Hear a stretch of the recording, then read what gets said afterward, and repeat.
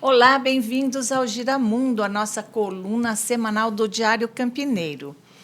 Empreender muitas vezes nasce de uma decisão difícil, deixar um caminho seguro para seguir uma visão própria. É justamente sobre essa virada de chave profissional e pessoal que nós vamos falar hoje. Nosso convidado é Mauro Fernando Vante Macedo, CEO e fundador da Home Hunters, um nome conhecido no mercado imobiliário por sua trajetória de mais de 3 décadas no setor. Depois de uma carreira como alto executivo em multinacionais, Mauro decidiu empreender, construir um modelo próprio de atuação no mercado imobiliário. Uma jornada marcada por estratégia, inovação, marketing e visão de oportunidades.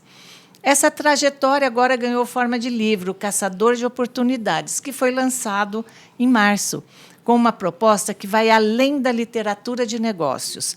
Parte da venda é destinada ao Instituto Renovo, instituição que apoia projetos sociais e iniciativas voltadas a pessoas em situação de vulnerabilidade na região.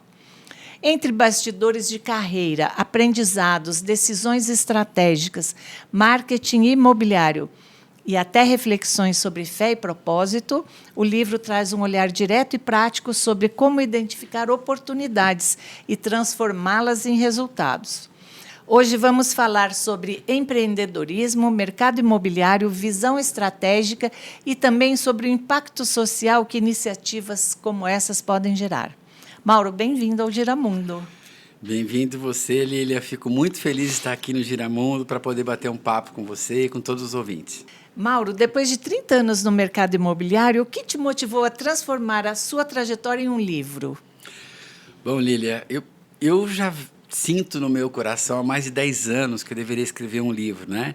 Escrever um livro não é uma tarefa tão fácil, mas eu acho que com o livro você tem a capacidade de expandir as suas ideias e levar de uma forma diferente para as pessoas até que você não conhece, que você nem imagina que pode atingir. E eu não estou falando só do livro físico, propriamente dito, né, de papel, mas da possibilidade de ter todas as suas ideias escritas e disponíveis para qualquer pessoa ter esse conteúdo à sua disposição.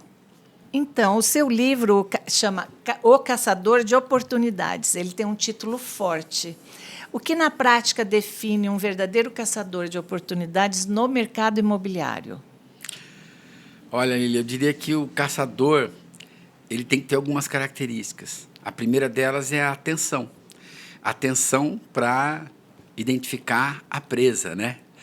Literalmente falando, Você né? diz atenção ou Atenção, não, atenção mesmo. Então, é estar atento Atento. às oportunidades que, por muitas vezes, estão passando na sua frente e muitas oportunidades não são percebidas. Elas realmente necessitam de uma atenção diferenciada para você perceber lacunas, onde existam oportunidades de você prestar um serviço, onde existe uma dor que você pode resolver, minimizar nas pessoas. E eu acho que foi por aí. Essa que é a ideia. Você deixou uma carreira de alto executivo e multinacional para empreender. Qual foi o momento decisivo dessa virada?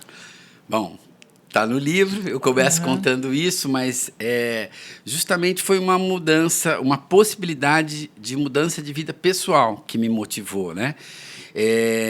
Eu era casado, 3 anos, eu creio, viajava muito, trabalhava na capital em São Paulo e morava aqui em Campinas, uma vida muito atribulada, vamos dizer assim, de um executivo jovem, bem-sucedido na carreira, e estava sendo previsto para mim ir trabalhar fora do país, né? A gente chama de ser expatriado. Essa palavra feia, às vezes parece deportado, mas não é. Qualquer pessoa que vai trabalhar fora do seu país, vai morar fora do seu país, é um expatriado. E eu iria ser um expatriado. Estava previsto que eu fosse para a matriz da empresa, que era St. Louis, Missouri. Naquele momento eu trabalhava numa empresa americana grande chamada Monsanto Company. E eles me mandaram estudar em Columbia University. Eu estava há 4 meses, pertinho de Nova York, uma escola maravilhosa, escola de Columbia. E eu já estava há 4 meses, eles estavam me preparando para ir para a matriz. Porém, houve uma mudança de rota e um executivo americano que estava no Brasil, que foi para o México, eu estava substituir a posição dele no Brasil e ele foi para o México. Casualmente, ele soube que eu ia pegar essa posição na matriz. O México é pertinho dos Estados Unidos, né? E ele tinha a oportunidade de jogar golfe, muito mais do que eu, com o presidente da empresa lá. E numa dessas partidas de golfe, ele, com o presidente, ele falou, olha, minha esposa não está satisfeita aqui no México, tal. Ele também não tinha filhos. E eu estou sabendo que vai um brasileiro para essa posição, e ele trabalhou no Brasil e tal. Ele falou, existe alguma possibilidade de eu ir? Porque a minha esposa não está satisfeita no México, cidade muito grande, muito poluída, assim como eu não estava na capital, em São Paulo, né? O trânsito é mais caótico lá, a poluição maior ainda. Cidade maravilhosa, os mexicanos são muito hospitaleiros. Eu fui 5 vezes para lá, só naquele ano. Uma cultura maravilhosa. Muito, né? Gostam muito dos brasileiros. Porém, assim como toda grande metrópole, né, tem muitos problemas. E ele acabou cavando, resumidamente, ele acabou cavando a minha posição lá. Te deu uma pernada? E me ofereceram a dele. E nesse momento me pegou de surpresa. Eu estava fazendo planos com a minha esposa, convencendo ela, que é dentista, a deixar a carreira dela da Unicamp, porque ela só conseguiria um afastamento por 1 ano, renovava por mais 1 ano, sem remuneração. E o meu assignment, que chama essa transferência, ele era de 3 a 4 anos. Então ela ia ter que deixar realmente a Unicamp, a carreira dela.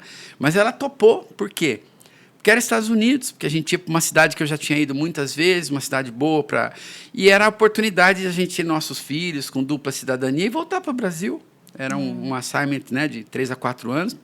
E a gente imaginou ter nossos filhos lá, que fosse um momento que eu ia viajar menos, ia estar na matriz, ia ter nossos filhos lá e voltar para cá.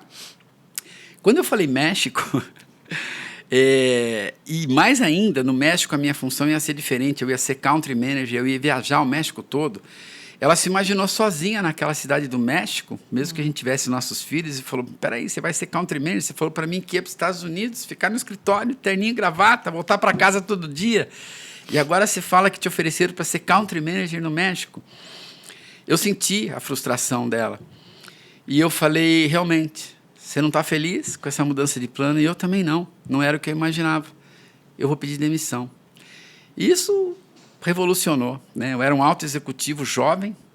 Eu fui contratado num grupo que eles chamavam de High Potentials. Eles contrataram 5 executivos jovens preparando para assumir a liderança da empresa, porque a liderança da empresa já estava madura, vamos dizer assim. As pessoas mais velhas tinham uma deficiência, alguns não falavam inglês, e a empresa era americana, e eles precisavam renovar, mas isso não é um processo simples. Eles prepararam. E desses 5, eu fui o penúltimo a sair, o último foi o presidente no Brasil, realmente. Então, daqueles 5, eles realmente fizeram um presidente novo, né? E foi muito difícil por isso, porque as pessoas sabiam que nós fomos contratados para substituir a liderança da empresa. Eu era muito jovem, com os meus 30 anos, foi difícil. Mas, naquela época, se você perguntasse para mim, Mauro, e aí, como é que vai ser a sua vida, a sua carreira? Eu ia responder para você assim, olha, Lília, eu vou ser presidente da Monsanto, não sei quando e não sei onde, mas vou. Eu responderia isso para você. E não era prepotência, não, é que realmente eu pensava, caminho, eu não conseguia, né? ver outra coisa, e eu me dedicava muito, eu fui muito bem na carreira que eu estava, internacional.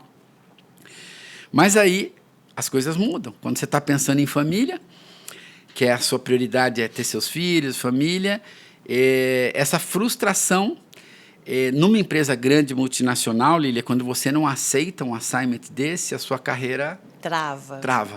Mas uma decisão, né, para um menino, né, de 30 anos, uma decisão dificílima. Sim. Eu sou de uma família de 6 filhos. Eu sou o irmão mais velho, homem, né, o terceiro, mas o irmão mais velho, homem. E existia uma expectativa muito grande da minha família quando eu me formei e tudo isso, né, Então, assim, eu tinha muito orgulho daquilo tudo, né, daquela carreira rápida, tudo, mas, em contrapartida, eu queria ter meus filhos, né, e eu queria uma qualidade de vida, eu queria preparar um momento para isso. Essa mudança toda me fez decidir pedir demissão, Porque... E você imagina a revolução que não foi, porque a minha esposa... Para o meu sogro, a filha dela tinha casado com um executivo bem-sucedido. Eu voltei desempregado aqui para Campinas, sem nada. Nossa. Nem fundo de garantia, porque eu pedi demissão. Nossa. Eles me mandaram para psicóloga para ver se... No primeiro momento, achavam que alguma outra empresa esperou eu voltar lá de Colômbia tudo e um headhunter, alguém estava me tirando. E eu falava que não, eles não acreditavam. Né? E psicólogos, mas como? E eles falaram para mim assim, nós nunca te prometemos que você ia para a matriz. Nós falamos que você ia fazer carreira internacional. Você vai passar 2, 3 aninhos no México e depois você vai para a matriz. É tudo que todas as pessoas querem. Mas eu falei, eu vou pensar. E se vou pensar, virou uma revolução dentro da empresa. Como assim você vai pensar? Falei, olha, não era bem a minha ideia com a minha esposa e tal. Voltei um final de semana. Segunda-feira eles já pensou e tal. E começaram a impressionar. Eu falei, não, eu estou vendo. Bom, deu uma semana, eu falei, olha, eu agradeço, não vou querer ir para o México. E também me dizer que eu não vou continuar mais aqui. Nossa. Como assim e tal? Não, porque eu sei que a minha carreira, depois disso, que é uma frustração para vocês investiram em mim, me mandaram estudar fora e tudo mais, e por uma situação pessoal minha, eu estou decidindo, mas para onde você vai? Não, vou voltar para Campinas. Mas o que você vai fazer? Não sei. Ninguém acreditava. Minha mãe entrou em pânico, falou, filho, você é um executivo, ajudava meus irmãos, tudo. Como você vai largar? Sua esposa não ameaçou te largar? Não, assim, ela ficou preocupada. Meu pai, meu falecido pai, falou, filho, é isso mesmo que você quer?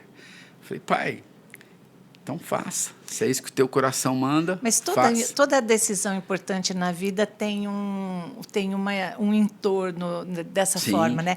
Existe um ditado que diz, né, que não foi exatamente o que aconteceu com você, mas que até um pontapé te empurra para frente, né? Sim, sim. Mas você não foi mandado embora. Meu sogro jantou comigo e falou, como que você vai largar? Não dá para você ir montando em paralelo. Eu falei para ele, o senhor não sabe o que é trabalhar numa multinacional, não tem como eu montar uma coisa em paralelo para ver se vai dar certo aqui. Não tem. Eu tenho que cortar com isso e começar uma coisa nova. E aí vem a história do livro. Aí o que você vai fazer? Qual era a grande experiência que eu tinha? Eu tive, até aquele momento, eu tive 4, 5 chefes americanos. Eu vi as dificuldades que eles tinham. Aquele momento foi em 95. Eu pedi demissão em dezembro de 94. Era o presidente Collor, privatizando, não sei se você lembra ali, nós não tínhamos cartão de crédito internacional. A gente levava uma nota de 100 e o cara ficava olhando assim nas lojas, como se ela fosse brasileiro com nota de $100. A gente não tinha cartão de crédito, a gente não tinha um monte de coisas, os carros nossos, várias coisas. O Brasil estava se abrindo para o mundo. E o Collor pode ter feito o que for, o presidente Collor, o que ele fez, e tudo que a gente tem de trauma com tudo que ele fez, mas ele abriu o nosso país para o mundo. E nessa abertura, as empresas multinacionais começaram a vir para cá. Né? Por exemplo, as empresas de telecom, a gente não tinha celular. Nessa época nós não tínhamos celulares, as empresas invadiram aqui com aqueles celulares grandes, lembra aqueles tijolões da Motorola, de outras empresas e tal.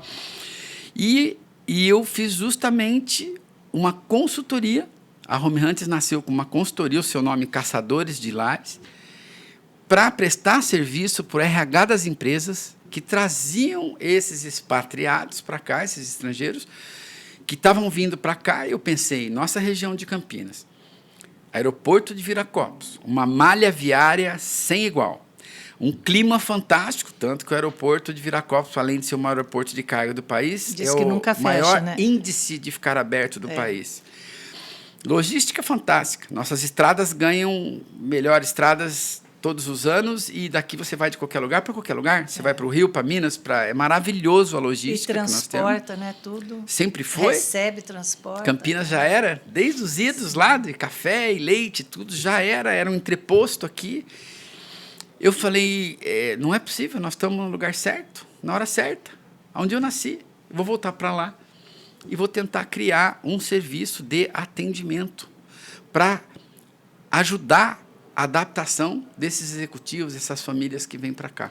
Mas já, assim, de cara você pensou em montar a Home Hunters especificamente para isso, ou você pensava em uma consultoria para os estrangeiros. Ela era uma empresa de consultoria. Eu pus o nome Home Hunters porque o principal dificuldade era a situação de quem vinha morar. Achar uma aqui. casa. Porém, eu não era corretor de imóveis. Eu terceirizava essa parte com os corretores. Eu cobrava, naquela época, $100 a minha hora.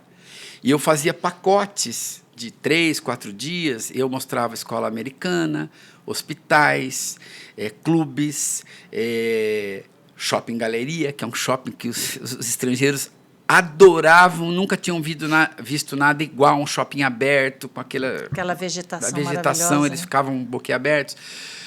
E eu mostrava para eles que nós éramos civilizados, que nós tínhamos tudo aqui, que tinha escola, que tinha tudo. E Você era um marqueteiro da cidade. Total. Que bacana. Eu me orgulho muito, Lilian. Muitas empresas chegavam aqui sem decidir onde iam instalar. Muitas vezes eu recebia um expatriado, lá o presidente de uma empresa, e ele falava, mas você vai estar? Ele falou, olha, nós estamos analisando entre Curitiba, Campinas e Rio de Janeiro, por exemplo. E eu fazia de tudo para que eles quisessem se instalar aqui. Mostrava tudo do melhor. Eu trouxe muitas divisas para cá. Poucas pessoas sabem. Para a região toda, porque eu atendia tudo. Empresas se instalaram em Dayatuba, em Valinhos, Vinhedo, era na região. E tem um destaque também, né? Você conversava de igual para igual, porque você já tinha sido... Exatamente. Né? E aí eu montei uma equipe, maioria mulheres, nós éramos 10, e nós falávamos aí, nós 10, além de todos serem fluentes em inglês, a gente falava mais 5, 6 línguas. Uma tinha italiano fluente, a outra francês fluente, tinha até japonês, coreano, que aí era mais terceirizado, mas espanhol. Então, assim, a nossa equipe falava a maioria das línguas. Eram pessoas, assim, da sociedade campineira. E eu passei a fazer pacotes de mostrar a cidade, escolas, clubes, hospitais, tudo que eles precisavam. Sim. E a moradia. Porque eles não precisavam só da moradia, né? Exatamente. Eles iam precisar de todo o resto, né? Só que... Clubes. Exato. Né? Clube, por exemplo, é muito difícil você entrar aqui em Campinas, muito caro, mas eu consegui no tênis clube uma situação que eles pagavam uma anuidade, uma mensalidade dobrada, e um ano eu renovava por mais um ano, eles não precisavam comprar o título. Fui eu que negociei isso com o presidente do tênis clube na época, eles têm até hoje. Mas tinha uma companhia atlética, eu mostrava a academia que tinha dentro do shopping para eles, né? E tinha uma clube hípica, que tinha cavalo, então assim... Uma coisa muito interessante era que nos meus formulários na web, que eu fui um dos primeiros a ter página, eu perguntava lá, what sports do you practice? E o pessoal do RH falava, por que você pergunta que esporte que eles praticam? Por que você quer saber? Porque quando vinha golfe, vinha horseback riding, eu já sabia que o cara eu tinha que levar no campo de golfe, que ele gosta de cavalo, e que eu tentava mostrar que ele ia ser feliz aqui. Você tinha uma visão do todo, né? Você tinha uma visão diferenciada já. Não é todo mundo que pensa assim, né? Exatamente. Esse serviço, ele foi um ineditismo tremendo, Lilian. As empresas começaram a me contratar e uma indicar a outra. A Home Hunters cresceu muito. Ela triplicava assim, o seu faturamento ano a ano nesses 5 anos, entre 95 e anos 2000. Até que a gente teve aquele imprevisto, que o presidente deixou todo mundo com R$50 mil. Foi um caos para o país. E esses estrangeiros eram muito caros. A maioria dessas empresas já estavam instaladas aqui há 3, 4 anos. E elas substituíram por brasileiros e mandaram os gringos de volta. E eu tive que me reinventar. E aí foi um outro nicho. Nos anos 2000. Mas quais foram os maiores riscos que você assumiu com a Home Hunters?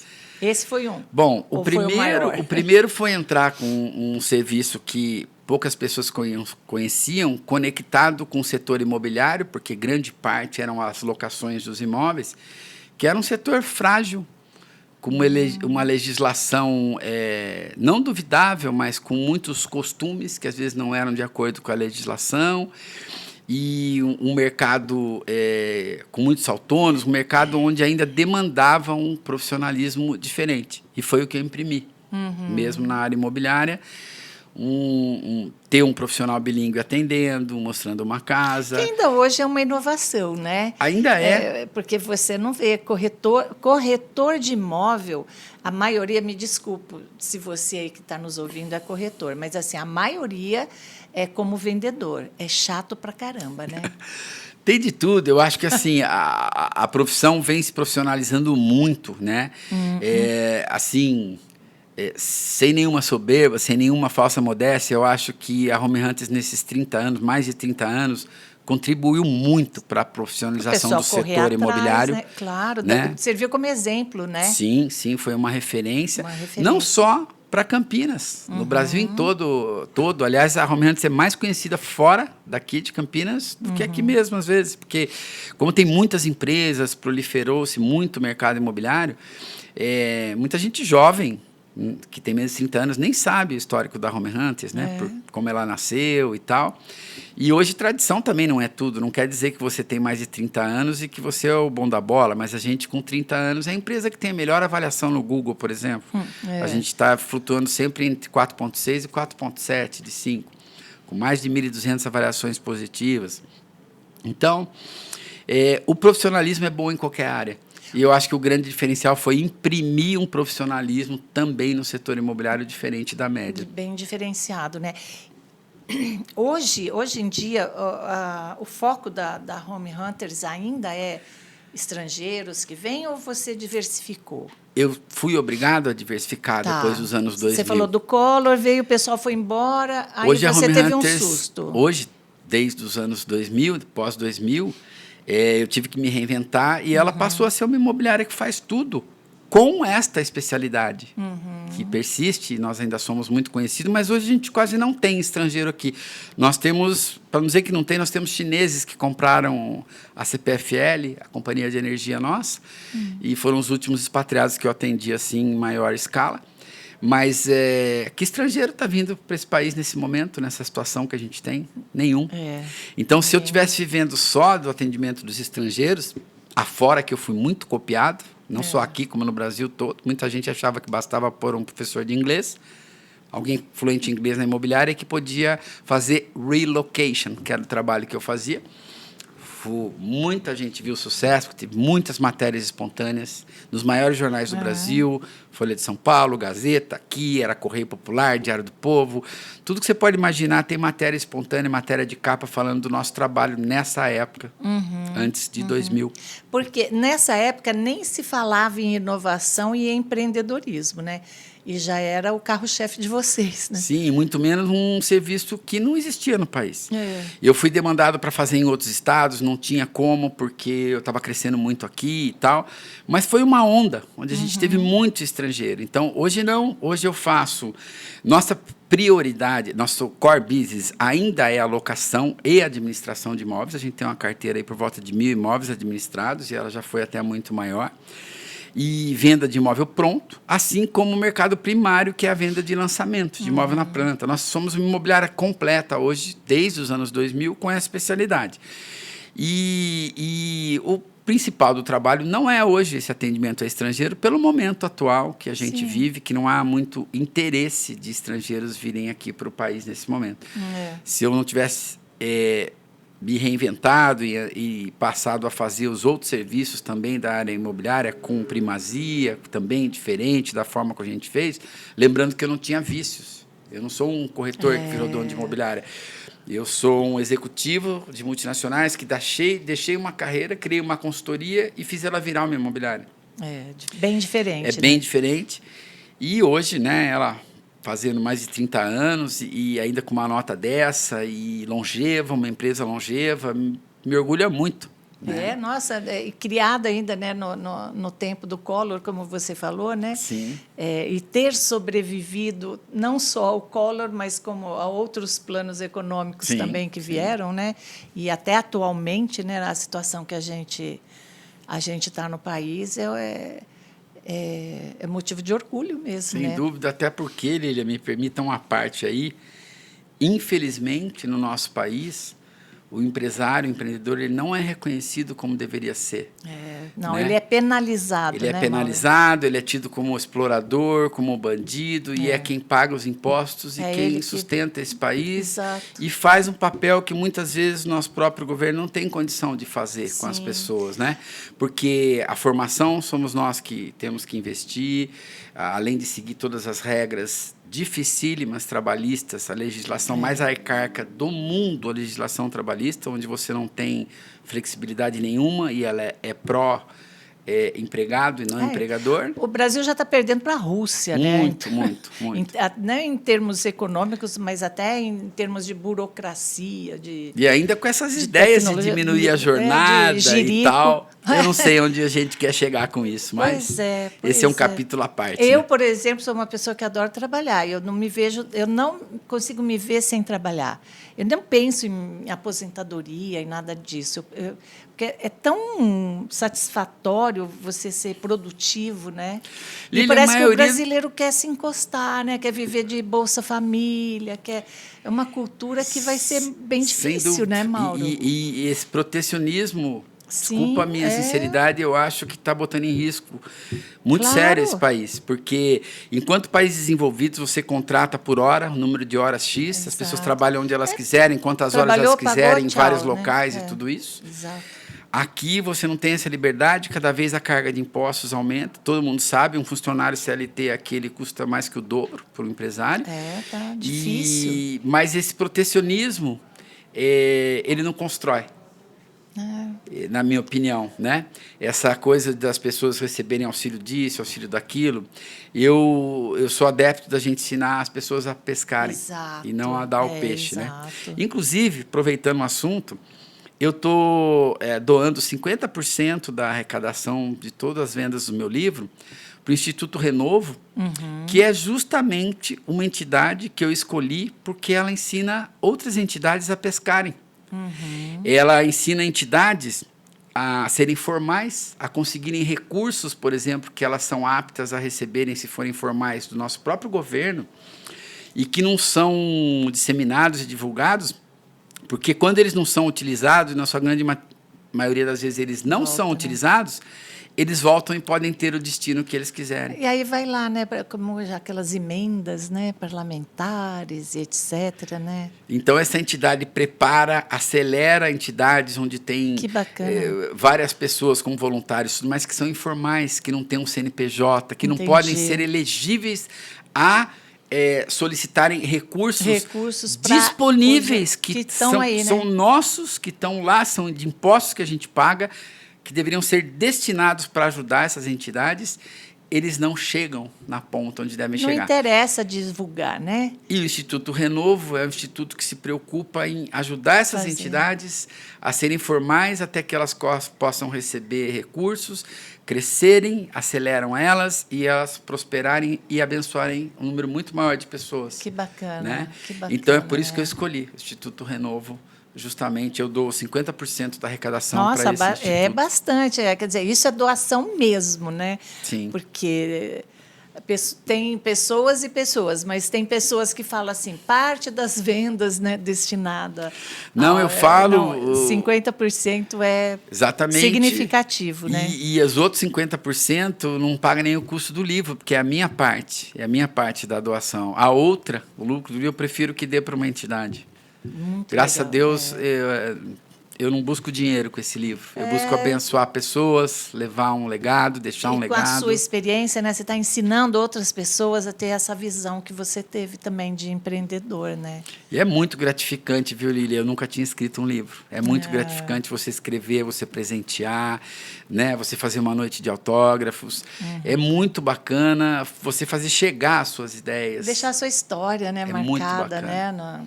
Aliás, eu sou engenheiro agrônomo, já plantei muitas árvores, tenho um casal de filhos lindos, e agora escrevi um livro. Que bom essa oportunidade bacana, toda, né? Mauro, assim, que erros você vê que os corretores e profissionais do setor cometem hoje em dia? A primeira coisa é que, assim como qualquer profissão, independentemente se você for autônomo ou não, para você ser um bom profissional, você precisa estudar e se atualizar o tempo todo. Como essa profissão já é de um nível técnico, você faz um curso chamado TTI, Técnico de Transações Imobiliárias, e depois você submete ao MEC, ao CRECE, que é o Conselho Regional, e aí depois, com isso, que é um pré-requisito, você consegue ser corretor de imóveis. mas não é necessário um curso superior. Então, mais ainda, uma das primeiras coisas é a atualização constante. Qualquer profissional hoje que não se atualizar, por exemplo, em relação à inteligência artificial, Sim. que para mim é um dos maiores adventos depois da própria internet. Estudo contínuo, networking, tudo que eu vou falar aqui para todas as profissões. Para qualquer profissão, eu acho que são importantes, mas mais ainda é para o corretor de imóveis. Sim. Profissionalismo, né? É uma profissão, uma carreira muito difícil, porque na maioria dos países desenvolvidos, assim como você tem um advogado de cada lado, nos outros países você tem um corretor com o comprador e um corretor com o fechador, quem está comprando, um com o dono do imóvel e o outro com quem está comprando, alugando. Entendi. E eles são especialistas extremamente bem preparados e eles assessoram um e outro e eles indicam a hora que está tudo ok para fechar. Aqui não. Aqui a gente... A palavra parece esquisita, mas ela está correta, intermedia. Vem de intermediação. A gente acaba fazendo as intermediações para ambos.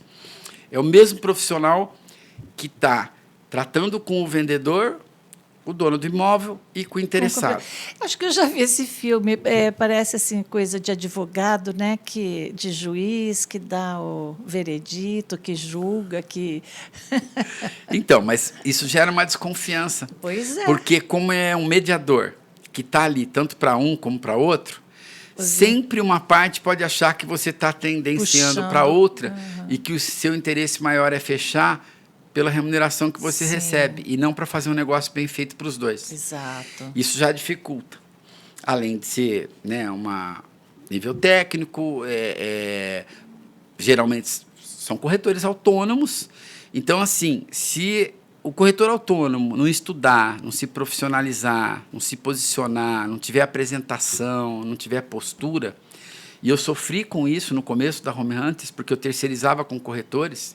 Eu me lembro bem, Lília, de uma passagem que eu estava com um presidente de uma empresa conhecida daqui de Campinas, um alemão da Bosch. E eu falei para ele, olha, você tem escola alemã em Valinhos, você tem Porto Seguro. Isso foi motivo para ele decidir ficar. E, obviamente, ele quis procurar casas em Valinhos e Vinhedo. E a empresa nem era lá, era aqui. E eu marquei. Ele só podia, super ocupado, de ver num sábado ou num domingo, acho que foi num sábado, e eu marquei um horário com o corretor e tal, num sábado à tarde. Eu dependia desse corretor local para abrir o imóvel. E esse presidente foi com um carro blindado, um motorista, tudo isso. E o profissional estava num churrasco, chegou de bermuda e havaiana, com mais ou menos 35 minutos de atraso. O presidente... Ele não saiu do carro com o ar-condicionado ligado 35 minutos esperando. Mas era eu que estava atendendo. Eu dependia desse profissional. Então, ali eu aprendi. Foi aí que eu quis entrar nessa área também. Entendi. Que eu precisava ir mais longe e fazer essa parte também do imóvel, da corretagem, tudo. E aqui eu não estou fazendo nenhuma crítica à profissão, nós estamos falando do profissional. Do profissional. Ao mesmo tempo que eu encontrei profissionais excelentes. Sim. Então, tinha de tudo. E eu acho que, para um profissional ser reconhecido, estudo contínuo. Eu estou fazendo 63 anos, eu não paro de estudar, eu estou indo para um congresso semana que vem, eu leio bastante, eu não tenho tempo de ler romance, mas eu leio tudo que é da minha área, que eu preciso aprender. Aposto que você não assiste o Big Brother, né? De jeito nenhum. Não, nem tenho tempo para isso. Pois é. Então, e porque eu acho que não me agrega valor. E talvez o entretenimento possa ser bom para as pessoas, mas eu não estou procurando entretenimento. Essa vida é rápida. Então, são princípios, são valores, né? Eu acho que, independente de ser uma profissão a nível técnico, tudo quem faz o profissional é ele próprio. É o investimento que ele faz nele mesmo. Claro. É a seriedade. Ética eu não estou trazendo aqui, porque, para mim... É obrigação, não é... É indiscutível, né? Eu sou ético, sou honesto, isso não é nenhuma... Faz mais que obrigação, isso né? É obrigação. Isso não é qualidade. Então, assim, eu nem estou trazendo isso, mas falta em todas as profissões, quanto mais numa dessas, que é solta e tal, né? Então, é uma profissão linda, muito difícil, mas tem uma coisa nela, e eu tenho motivado, inclusive, jovens a virem para a profissão, que estão ganhando muito mais do que outros jovens, é que ela não tem limite de ganho. Você não tem limite Sim. de ganho. Você faz a sua remuneração. Você Depende faz do seu salário, trabalho. Você só sim. tem remuneração variável, você não tem nenhuma remuneração fixa. As ferramentas de trabalho suas são o melhor celular, o melhor carro, e você. E as suas E ideias, as suas né? dedicações, Sua- ideias, o teu atendimento, a forma como você atende, tudo Claro. isso. Então, vou dar um exemplo. Meu filho está na empresa hoje já há 8 anos, agora ele assumiu até uma gestão, e ele é um profissional de 28 anos, se formou com 21. Ele começou fazendo estágio lá para a faculdade, para se formar, acabou ficando, e hoje é corretor de imóveis também, já é um gestor. E eu vejo o que ele ganha hoje, e eu comparo com amigos que frequentam a minha casa, amigos dele, que alguns, tem alguns que inclusive ainda estão como trainee, trabalhando em empresas, ganhando 3, 4 mil reais, quando meu filho tira 3, 4 vezes isso, já comprou um apartamento e tudo. Agora, pode às vezes não ter aquele glamour de dizer eu sou doutor, sou advogado, sou médico, sou dentista, tudo isso, né? Não é glamurosa a profissão, exceto para alguns estrelas, como sempre acontece, alguns influencers e tal. Mas você conquista tudo que você quiser nessa profissão. Tudo que você quiser. Mas você acha que tem um pouco de vocação nisso, dom? Qualquer um pode ser? Olha, como Lília, é que é? sem dúvida, alguém que tem tino comercial, vender para mim é uma dádiva. Quem, por natureza, tem instinto de vendedor, não vai ficar sem trabalhar, nem sem emprego nunca. Mas é possível se aprender. Eu ensinei muita gente. É lógico que uma pessoa extremamente analítica, que gosta disso, de números e tal, talvez não seja, tem que ser alguém que atenda muito bem pessoas, que goste de pessoas, essencialmente, que goste de pessoas, claro. estar com pessoas, que se relacione muito bem, porque quando você põe na testa, eu sou o corretor, você vai ver que em todo momento, em toda ocasião, alguém vai ter um tio, um primo que tem um imóvel para ou precisa de um imóvel para.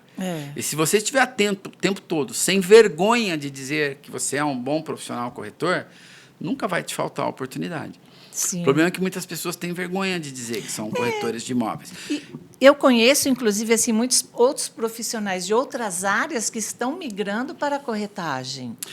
E vem assim, agregando o conhecimento que eles têm, né, na área da psicologia, Lília, do você direito. trouxe um negócio espetacular. Uma das coisas que eu conto pouco aqui, teve um momento, não sei se você lembra também, foi lá pelos anos 2000, foi uma fase nossa também, que muita gente estava comprando nos Estados Unidos, o dólar estava equiparado, você lembra? A tal da bolha? E eu vendi imóveis lá nos Estados Unidos, principalmente Flórida, Miami e Orlando, para brasileiros, né? E quando eu fui lá, eu visitava as empresas, eu fiz parceria com empresas, eu encontrava folders de empresas falando quem eram os profissionais da equipe dela. E sabe o que esses folders diziam? Fulano de tal, ex-médico. Fulano de tal, ex-engenheiro. Olha. Fulano de tal, ex-advogado. Porque lá nos Estados Unidos, que é o país mais poderoso do mundo, ser broker ou agent, broker é o dono da imobiliária e o agent é o corretor. É sinônimo de status. Quem quer ganhar dinheiro, muitas vezes larga a profissão original. E ao contrário daqui, lá é sinônimo de status. Entendi. Aqui ainda há, infelizmente, aquela imagem, e eu vou morrer tentando mudar essa imagem, que o corretor é aquele cara que não deu certo em nada. Isso é uma mentira. Pode ter sido no passado. Não, porque ele vai ser corretor por opção, né? Não é porque não deu certo e caiu. Lília, a maioria não começa por opção, vou ser sincero para você. A maioria começa por falta de opção. Mas alguns que entendem a profissão, engrenam, nunca mais largam a profissão. Entendi, então. Dificilmente eu brinco e falo, você já viu, Lília, uma criancinha de 4, 5 anos, você perguntar para ela, o que você vai ser quando crescer? E ela falar assim para você, eu vou ser corretor de imóveis? Não, nunca ouvi. Eu já estou começando a escutar. Filhos de pessoas da minha equipe já têm orgulho e falam que vão ser corretor de imóveis, porque os pais... Porque tem um exemplo, né? Então, assim, é uma questão de país, é um nível técnico, é uma coisa... Lília, quantas pessoas passam por essa vida sem conseguir comprar um imóvel na vida? São muitos brasileiros. Sim. Na hora que você vai fazer isso, você não vai buscar um especialista, A maioria das pessoas tenta burlar o especialista, porque tem uma situação que é o seguinte: se o vendedor pagar 6%, tiver 6% a menos do comprador, o comprador está pagando a mesma coisa, menos, né? 6% menos, o vendedor está ganhando a mesma coisa e não tem que pagar um corretor. Então, infelizmente, todas as pessoas tentam fazer sozinho. A maracutaia, né? A tal da... Dão comissão para o porteiro. É. Porteiro não é corretor, pessoal. Porteiro não é corretor de imóveis. Porteiro é porteiro. Ele pode ter informação. Isso não quer dizer informação não é tudo, é grande parte.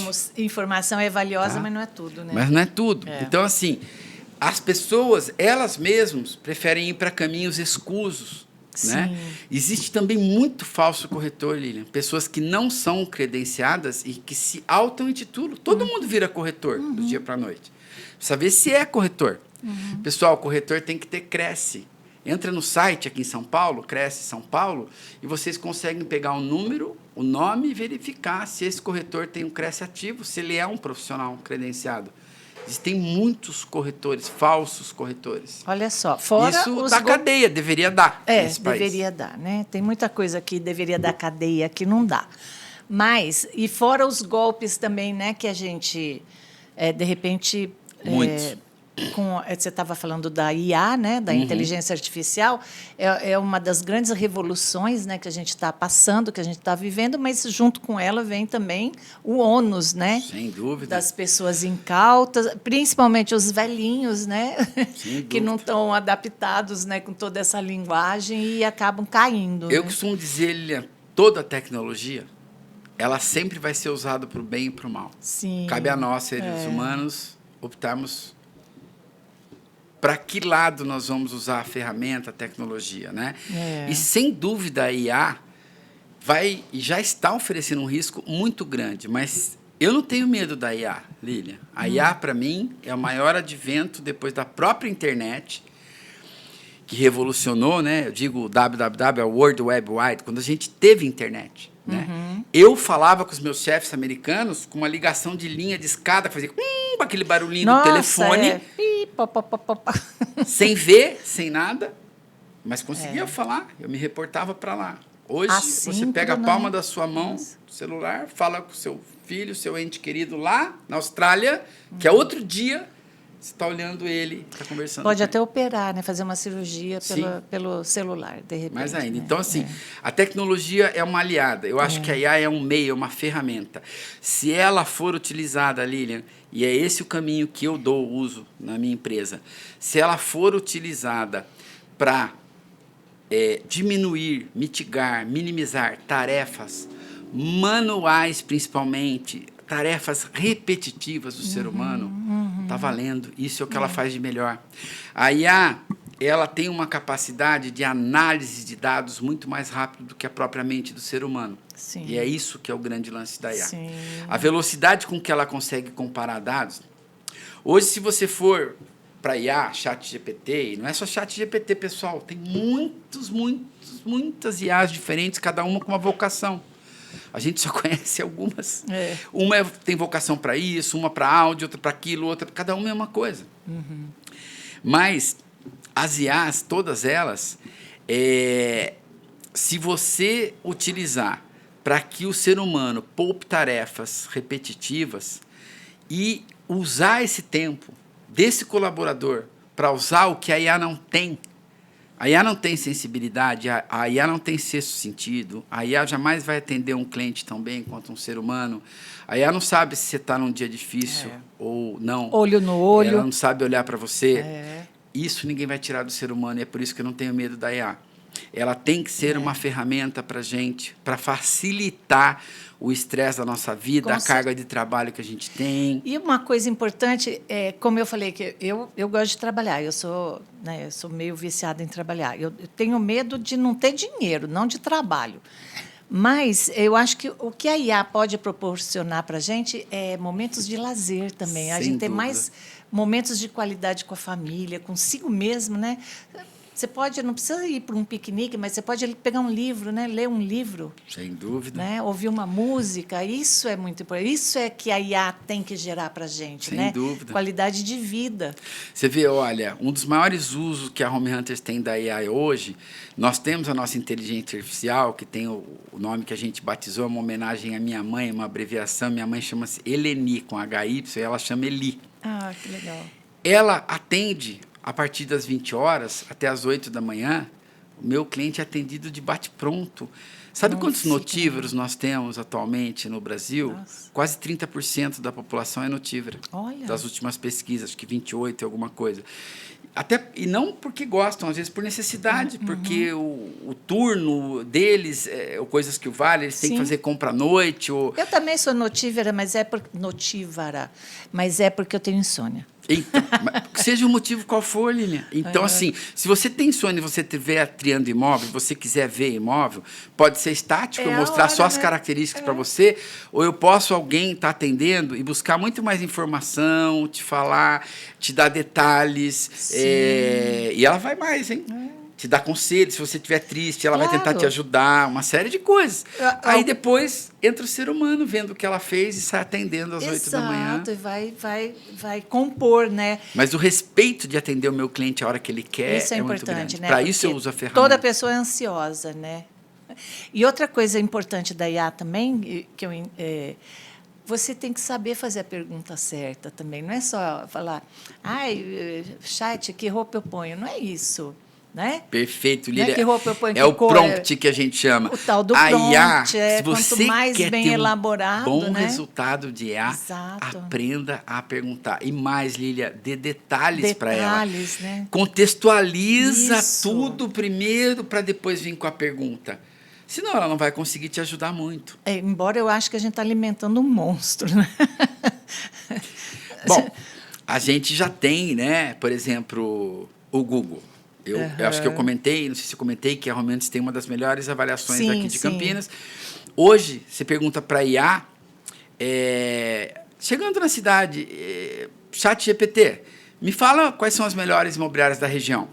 O chat GPT, uma das fontes dele é verificar no Google, que é o demonião, no bom sentido que a gente tem. Ninguém vive sem o Google. É verdade. Aí ele vai ver uma das coisas, entre outras, ele vai entrar no Reclame Aqui, ele vai entrar no Google para ver a avaliação. E hoje, se você perguntar para a IA, a Home Hunters vai estar entre as empresas melhores de Campinas, das melhores imobiliárias, Com porque certeza, a uma nossa empresa de nota é muito 31 boa. anos também, né? E também o Google, anota tradição, avaliação. a Sim. IA fala, essa empresa Tudo tem é um tradição, pacote, tem né? tantos anos, tem uma nota boa no Google, pá. Ela vai lá, olha rápido, em velocidade, vê o que os nossos clientes falam da gente. Então, é muito importante esse contexto. Uma empresa que não utilizar os recursos da IA, fatalmente vai ficar para trás, Lília. Vai correr Sim. sérios riscos, depende do segmento que ela for, muito grandes.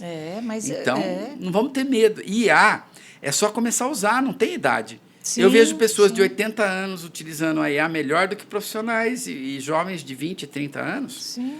Basta usar e aprender. Ô, Mauro, além de técnicas de venda, o livro traz reflexões sobre a vida, né, e propósitos, né? Por que esse aspecto é importante para você incluir no seu livro? Ô, Lília, eu fiz um livro, é o primeiro livro que eu escrevo, exatamente como eu gosto de ler. É um livro de 12 capítulos e mais um capítulo final, e ao final de cada capítulo eu chamo de chave de reflexão. Vamos dizer que se fosse um resumão, o cerne principal daquele aprendizado, daquele capítulo. E o aprendizado que eu digo não são só os meus acertos, são os meus erros também. Você ter a oportunidade de ouvir um empresário falar que errou e cometeu erros, aonde ele errou e ele não teria feito daquele jeito, e os erros custam caros, né? Eu conto aqui no meu livro, eu vendi minha empresa, 55% da minha empresa em 2011 para uma grande empresa na Bolsa de Valores, e eu me orgulhei, achei que eu estava... E você tem, chama put and call, é uma linguagem, 5 anos depois, tem um momento que a empresa ela pode comprar tudo de você, chama put and call. Ó, Ou agora vai um ou- compra do outro, entendi. o que Ou é. vai ou racha. E o sonho de todas as pessoas é vender o restante, né? Mas não foi assim a coisa, como eu imaginei. Eu entrei numa empresa na Bolsa de Valores que a preocupação dela era a aviação valorizar. Ela, a grosso modo, estava se lixando se eu estava fazendo um trabalho técnico, honesto, ético, como sempre fiz. Não. O que me interessa, o que você vai fazer não me interessa. A ação tem que aumentar. Então, assim, os valores são diferentes, né? E chegou nesse momento do Putin Call, em vez de vender, eu resolvi comprar de novo. E se eu te falar que eu paguei mais caro do que eu tinha vendido os meus 55%, porque aí eles não queriam vender. E eu queria recuperar a minha Home Hunters de volta. Então, assim, eu conto tudo. Os bastidores, enquanto... Parece até que a gente vê alguma coisa parecida com os novos governantes, né, atual. Enquanto esses profissionais que abriram na Bolsa tinham seus cartões de crédito corporativos e faziam mais ou menos como o Vorcaro fazia, dadas as devidas proporções, para nós éramos chicoteados para baixar custo e fazer isso, não interessa. Então, assim, você vê os bastidores, né? Você vê os aproveitadores, você vê os caras que compram a tua empresa por X, porque ela já está vendida quando entrar na Bolsa por X mais YZ. Entendi. Pagam, mas ela já está vendida por muito mais. Já está repassada antes lá, né? dele assinar com você. Então, assim, um jogo que eu não conhecia. E, lógico, num livro não dá para você entrar num nível de detalhamento muito grande, mas eu conto erros e acertos. E, ao final, a chave de reflexão que é mais ou menos um resumo do cerne principal. Qual foi o meu aprendizado com essa lição? Onde eu errei? Onde eu acertei? E eu faço isso, Lília, com muita generosidade, porque esse é o legado que eu quero deixar. Tem pessoas que não têm vontade de ensinar outros e querem guardar tudo para si. Se há uma coisa que eu não tenho, acho que talvez eu sou muito altruísta nisso, eu tenho um prazer tremendo em ensinar pessoas. Já ensinei, os melhores profissionais da cidade de Campinas passaram pela minha empresa. Todo bom empreendedor, né, empreendedor mesmo com E maiúsculo, gosta de ensinar, né? A grande maioria, diria que sim. E talvez alguns, talvez não tenham tempo, mas porque não que eles não gostem. Eu acho que vocês enxergam, né? Enxergam aquilo que a maioria das pessoas não está enxergando. Então, pois é, foi como eu enxerguei um serviço que não existia e me arrisquei, empreendi, fiz e deu certo. E hoje a empresa existe, mas não é praticamente 2% desse serviço que eu criei no passado, que eu escrevi esse livro, que eu começo contando, que a gente faz. Nós fazemos o mesmo serviço que outras imobiliárias fazem hoje, de uma forma diferente. De uma forma diferente. A gente não tinha vício, a gente aprendeu diferente. Eu aprendi a atender o estrangeiro, que era muito mais exigente, passei a atender o brasileiro com o mesmo nível de excelência que eu atendia os estrangeiros, e eles não estavam acostumados a isso. Então, assim, em todo negócio tem oportunidade, mesmo no mar azul, né, que não é no mar vermelho, que não é o oceano azul, onde você tem muitos competidores, você pode observar, sim, fazer o seu melhor, achar lacunas de melhorias e pontos, né, desde que você estude o mercado, se aprimore. E quando você está fazendo a lição de casa dessa forma, você enxerga as oportunidades, né, Mauro? Sem dúvida. E uma coisa importante, tá diferente, né? Lília, que eu queria ressaltar, principalmente para jovens que estão nos escutando aqui, eu assisto muita palestra, eu vou em muitos eventos. Lília, tem eventos que eu fui que não valeram a pena ao longo da minha vida. Tem eventos que eu fui que em 2 minutos eu tive um insight, que valeu... Que foi suficiente, né? Muito. E que, às vezes, montei uma área de negócio, coisas maravilhosas. Então, assim, você só vai ter esse tipo de insight se você for.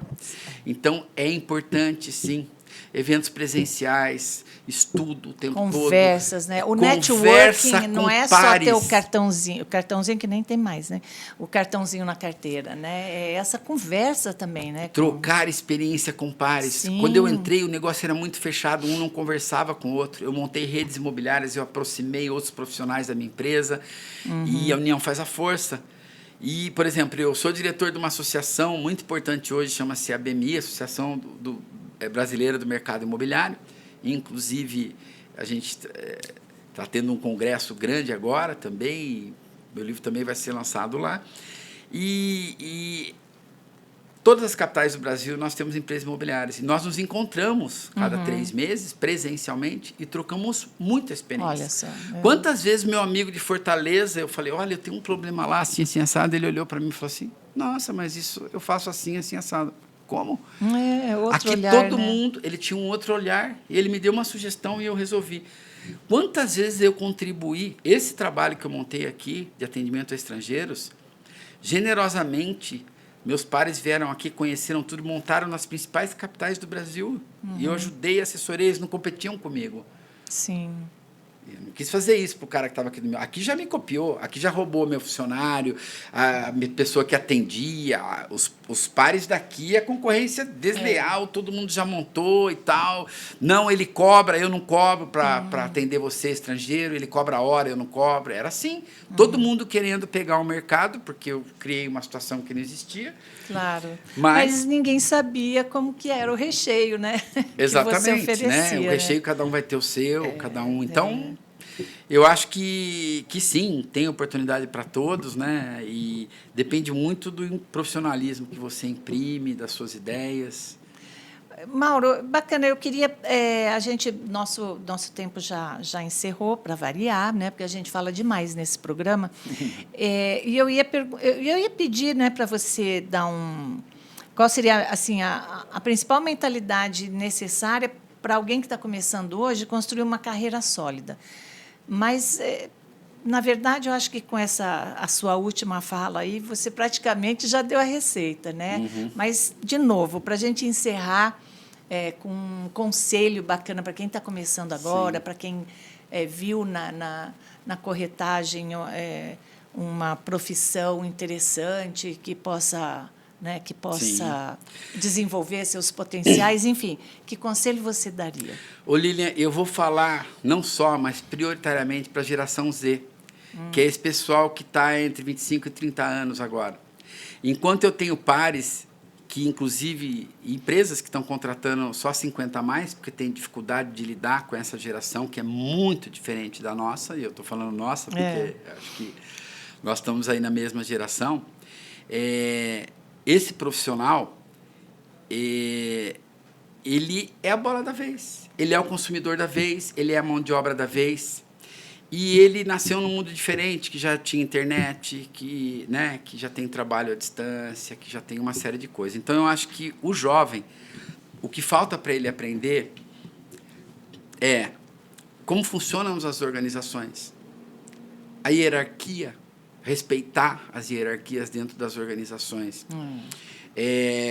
Saber que sem presencial é muito mais difícil de você aprender. Você não aprende só pela web.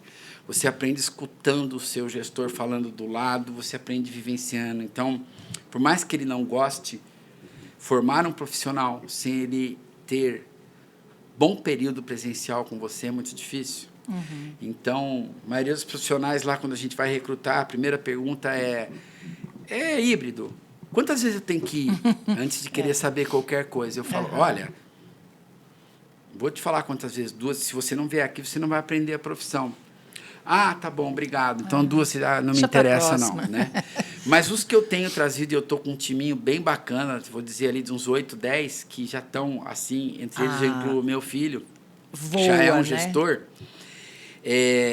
A oportunidade de aprendizado, as pessoas entram na empresa, se adaptam e elas mudam como pessoas, porque elas aprendem a conversar com outras pessoas. Essa geração não sabe e não gosta de falar no telefone. Você precisa falar com as pessoas, às vezes, não é só mensagem. Exato. Eles acham que é invasivo. Então, a gente tem que mostrar a importância. Se não é o contato pessoal, da ligação, o tom da voz, imaginar o que o outro está sentindo do outro lado. A gente ensina a eles isso, a importância. A presença, saber não a hierarquia propriamente dito, mas que existe o gestor, existe o diretor. Você quer uma coisa na empresa, saiba trabalhar essa ideia. Ou você pode ter essa ideia morta na primeira, pelo approach que você usa. Né? Trabalho de equipe é tudo. Você quer aprender? Seja altruísta, contribua com as outras pessoas. Não fique só no seu quadrado. Entra no do outro, vê como é que você pode ajudar o outro. Tenta entender um pouquinho do trabalho do seu colega do lado, o que ele faz. E é isso que eu prego hoje. Os jovens têm um potencial tremendo. A minha ideia era juntar a cabeça branca com a nossa experiência, que isso só se adquire com o tempo, e com o jovem trazendo a tecnologia. E eu tenho alguns cabeças brancas lá, mas com mente de jovem, abertos para a tecnologia. Isso é o ideal. Isso é importante também. Porque a experiência se adquire. Então, se você mistura, você respeita o mais velho, inclui ele junto com você no teu aprendizado. Ô, Lília, antes, para a gente aprender, a gente sempre olhava para cima. Ou era para ver a Barça, o livro, ou era para escutar o avô, o pai. Não tinha outra forma. Hoje, eles acham que porque eles têm tudo na palma da mão, nós não sabemos nada. Não é isso. A experiência que temos é muito válida e é o que falta para eles. Então, a junção é ter a humildade para aprender com o mais velho. Honrar o mais velho. Honrar a sabedoria. Honrar e respeitar. E usar toda a sua tecnologia, a sua vivacidade, a sua energia, respeitar as pessoas e o trabalho de equipe. Essa fórmula, qualquer jovem vai se dar bem. Infalível, Lília. Eu tenho vários lá que estão se dando muito bem, estão ganhando dinheiro, estão comprando imóveis. Olha. E nunca mais vão sair da profissão. E mais... E não vão ter vergonha de falar que eles são já corretores. estão tendo orgulho de dizer, porque eles estão muito bem. Então é isso que eu Esse recomendo para os jovens. É um prazer tremendo e recomendo que eles leiam. Que bacana. O Caçador de Oportunidades, né? Tá aqui. É um livro muito fácil de ler. Que legal. Ele vai estar disponível também no Mercado Livre. Nós vamos colocar, porque muita gente me pedindo, e depois vou soltar digitalmente. Mas agora nós estamos lançando né, no papel, cheirar, olhar. O cheiro do livro. Eu gosto, Lília. Eu gosto mexer, também. ver os capítulos, né, ganhar um marcador. Então é o seguinte, são 12 capítulos, mais um capítulo final que eu falo de fé. Como que eu consegui... Sem Deus eu não conseguiria absolutamente nada. Nada dessa história que eu te contei aqui, sem coragem, perseverança, fé em Deus, teria conseguido. E eu termino mostrando isso. Que eu acho que é um bacana. legado também que eu posso deixar para as pessoas, para que elas se aproximem da palavra, que elas façam o que Jesus Cristo pediu para a gente fazer aqui. Interagir com as pessoas, servir acima de tudo. E não tem, essa fórmula é maravilhosa. E é por isso que eu estou aqui. Nossa, eu agradeço demais a sua presença, o nosso bate-papo, estourou o nosso tempo. É uma pena, a gente Lília, poderia passa continuar depois... E eu quase não falei do livro. Quase não falou do livro. Você volta. Vamos combinar que você volta para a gente falar só do livro. Que o papo foi tão bom, Lília. Foi gostoso. Eu agradeço muito, também. Giramundo. Eu não te conhecia pessoalmente. Adorei me receber aqui. Nós fantástico. Também. Vocês falam de tecnologia, falam de uma série de assuntos muito interessantes. Eu recomendo, galera, vocês têm que estar sempre, semanalmente, com o Giramundo. Isso aí, obrigada. E você que está nos seguindo, também vai aparecer as redes sociais do Mauro, da Home Hunters. Quando tiver o acesso, né, de venda do livro também, a gente coloca. O link para a compra do livro aparece na descrição do vídeo, no canal do YouTube. Obrigada a vocês por nos acompanharem nesse episódio do Giramundo. Deixe o seu like, compartilhe esse conteúdo para quem você acha que precisa. Você pode seguir a Home Hunters e o Mauro através das redes sociais que vão aparecer aqui. E o link para a compra do livro também vai aparecer na descrição do vídeo no nosso canal do YouTube. Obrigada pela sua presença aqui no Giramundo e a gente se vê na próxima semana. Até lá!